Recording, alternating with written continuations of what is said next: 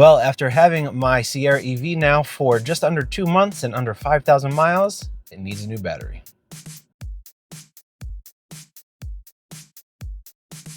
So I posted about this online and I had a lot of people reach out asking about what happened to the truck, why it needs a new battery, my experience with General Motors and this whole warranty process. So I figured I'd make a quick video for you guys, just kind of outlining what my experience has been and what went wrong with the truck. So I'll go ahead and start from the beginning.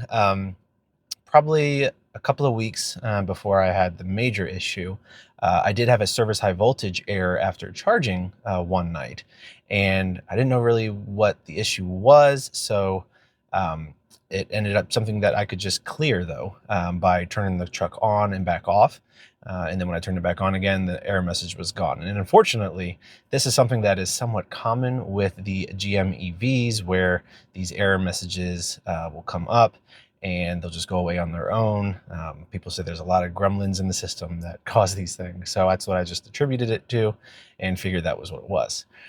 Fast forward to a few days ago, there was a service high voltage error. And since I have the OMU 12 volt battery now, I can easily disconnect and reconnect the 12 volt battery. So I disconnected it for a little over 10 minutes, reconnected it, and the error message was gone. So I figured, okay, I fixed it. That's the typical workaround that people do a lot of times, is they disconnect the 12 volt battery and it fixes the issue.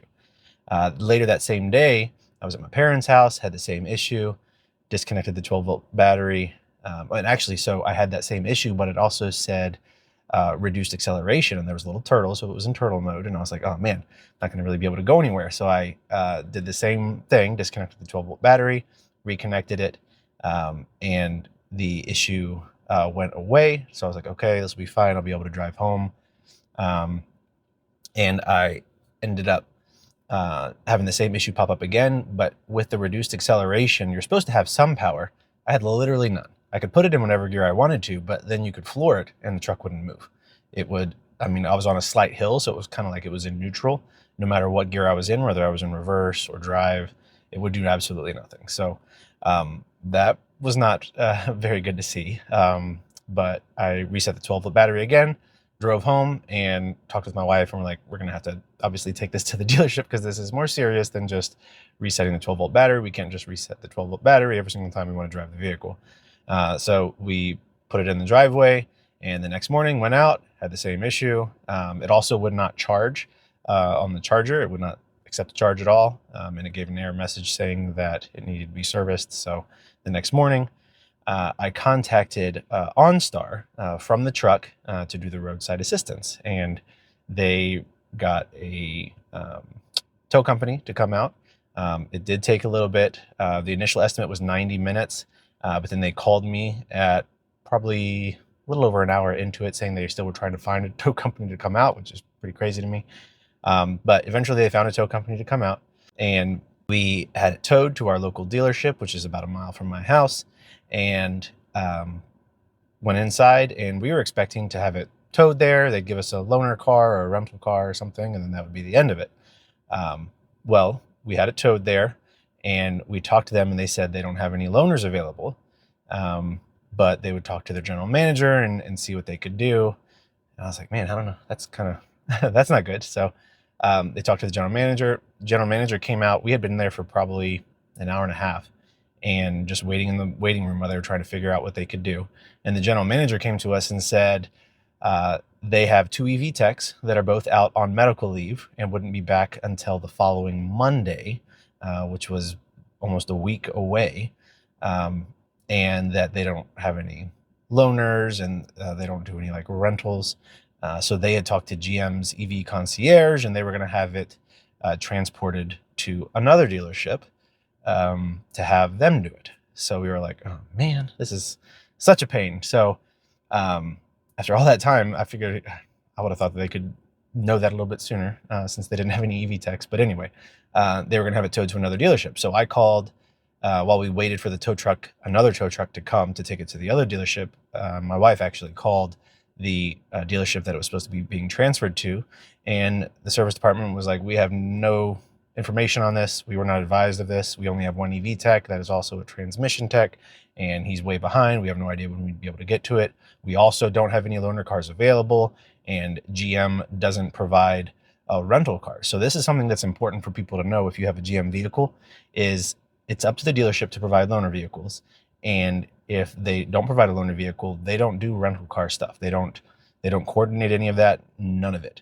And I thought that was pretty crazy because, I mean, I have had less expensive vehicles. Like our Chrysler Pacifica was in service all the time. One of the reasons we got rid of it, and it would have a variety of things that would require us to need a vehicle. And our local Chrysler dealership would provide us with a loaner vehicle, or if they didn't have any loaners, they would coordinate things with like Enterprise rental car, and we wouldn't have to do anything on our part. It was a very easy process. But apparently GM doesn't do that.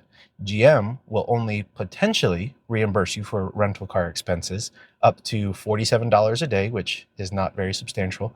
And they will only do it if it is a GM vehicle that you are renting, and it does not cover the taxes or fees or any of that stuff either.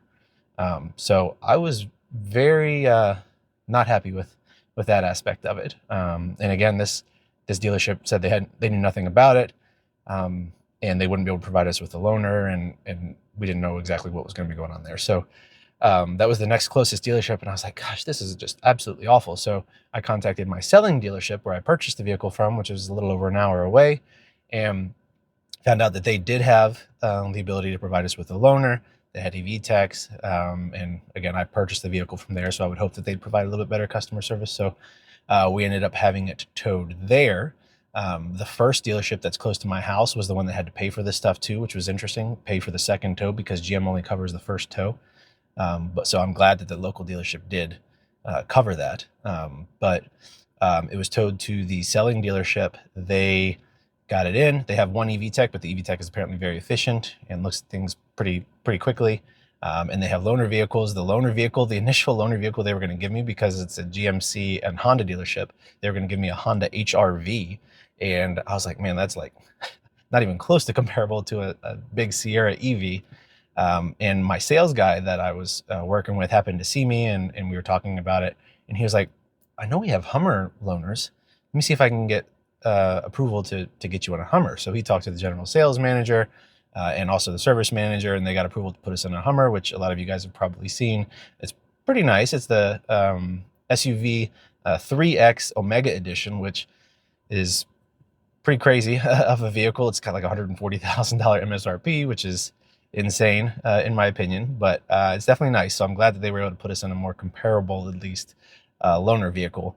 And they were able to look at the vehicle pretty quickly. So the first day they weren't able to look at it. The service advisor was out the following day, and I talked to him the day after that. So basically 2 days in, he said that they were confirming with GM, but the initial response from GM was that it needed a new high voltage battery.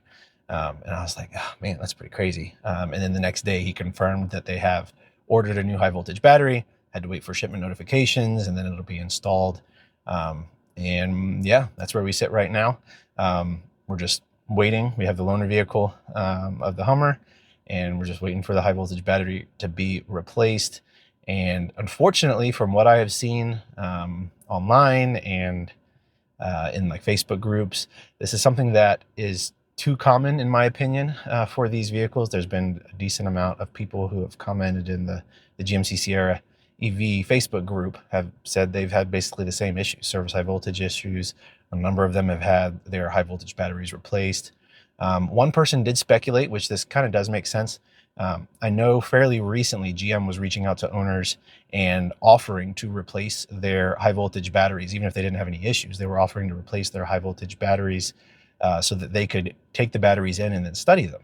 And I was like, oh, that's pretty interesting. So some people were speculating that maybe when there were any of these service high voltage battery issues, even if the battery didn't necessarily need replacement, that they were proactively replacing them so that they could study the batteries and see maybe some additional information that you don't see on the surface. So maybe that's potentially what it is. But either way, at this point, we're waiting on the high voltage battery to come in and to be replaced. And yeah, so needless to say, it was a very frustrating experience with GM to start. Like I said, I want to make sure people are aware about the whole loaner car, rental car situation. You would think when you have a $100,000 vehicle that you would get great customer service and that they'd be providing you with a rental car if there's warranty repairs and that type of thing, but that's not how it works. You have to submit your own receipts and stuff. If the dealership doesn't have a loaner vehicle, you got to do everything on your own. And again, they were very clear that it is not something that is guaranteed.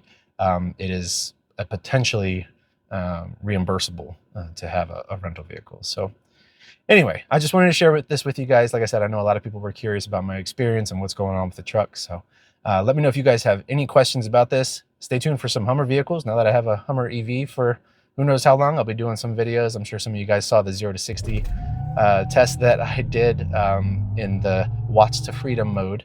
That thing definitely has a lot of power. Normally it kind of throttles the power or reduces the power from like 0 to 30 miles an hour. But when you enable that mode, you hold the brake, floor it, and release it, and it just goes, spins all 4 tires. It's pretty crazy. So anyway, stay tuned for some Hummer videos, but thank you guys so much for watching. Like I said, if you have any questions, let me know. I'll see you guys in the next video.